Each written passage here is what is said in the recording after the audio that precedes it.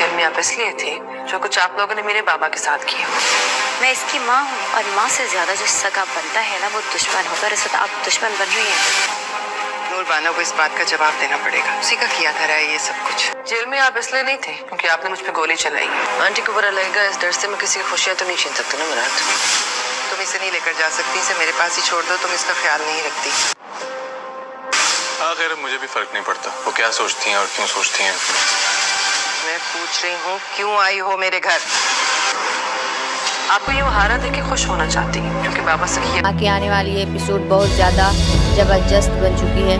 नूरबानो ने अपने फादर के साथ जो वादा किया था वह उसे पूरा होता हुआ नज़र आ रहा है। नूरबानो नूरजहां के बेटों को आपस में लड़ाने में कामयाब हो चुकी है और नूरजहां को इस बात का अंदाज़ा ही नहीं होता उसने नूरबानो को घर से निकाल कर कितना बड़ा गलत फैसला किया होता है।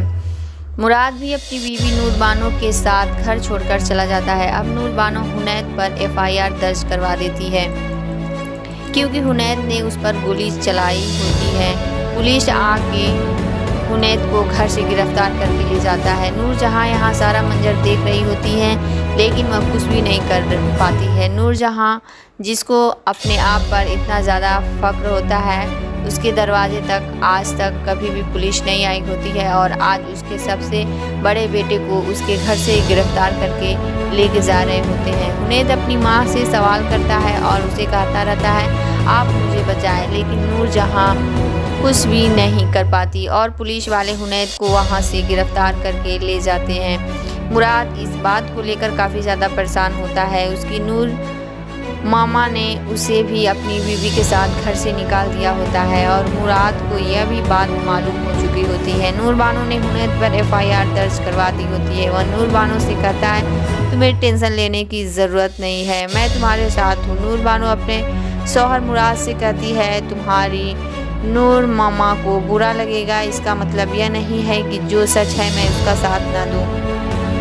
क्योंकि मुराद के सामने भी उसकी माँ की असलियत आ चुकी होती है। वो नूरबानो को जवाब देता है अब नूर मामा क्या सोचती है मुझे इस बात से बिल्कुल भी फ़र्क नहीं पड़ता, तुम मेरी बीवी हो और हर सूरत में मैं तुम्हारा साथ दूंगा। और हुनैद की गिरफ्तारी के बाद नूरजहां काफ़ी ज़्यादा परेशान होती है।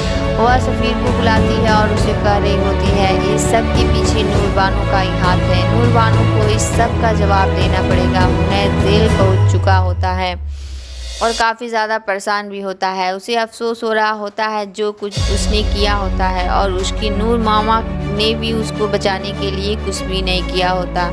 तभी नूरबानो वहाँ पहुँच जाती है। वह हुनैद से मिलने आती है और हुनैद से कहती है तुम्हें पता है कि तुम आखिरकार जेल में क्यों हो? हुनैद उसे बताए। हुनैद को जवाब देती है कि तुम इस वजह से जेल में नहीं हो क्योंकि तुमने मुझ पर गोली चलाई है, बल्कि तुम इस वजह से हो क्योंकि तुमने मेरे फादर के साथ जो किया था, तुमने और तुम्हारे भाइयों ने मिलकर मेरे फादर का कत्ल किया था, जिसकी वजह से आज तुम यहाँ पर हो। मैंने अपने फादर से वादा किया था मैं उसको इंसाफ दिलाऊंगी और मेरा यह वादा मुझे पूरा होते हुए नज़र आ रहा है। हुनैद जो आँख बंद करके अपनी नूर मामा का कहना मान लिया करता था, आज उसको सबसे बड़ी गलती का एहसास हो चुका है। नूरजहां अब बिल्कुल अकेली रह जाने वाली है और वही दूसरी तरफ महा अपने बच्चे को लेने के लिए पहुंच जाती है। नूरजहां महा को जवाब देती है तुम इसका ख्याल नहीं रखती और तुम इसको नहीं पाल सकती, इसलिए इसको मेरे पास रहने दो।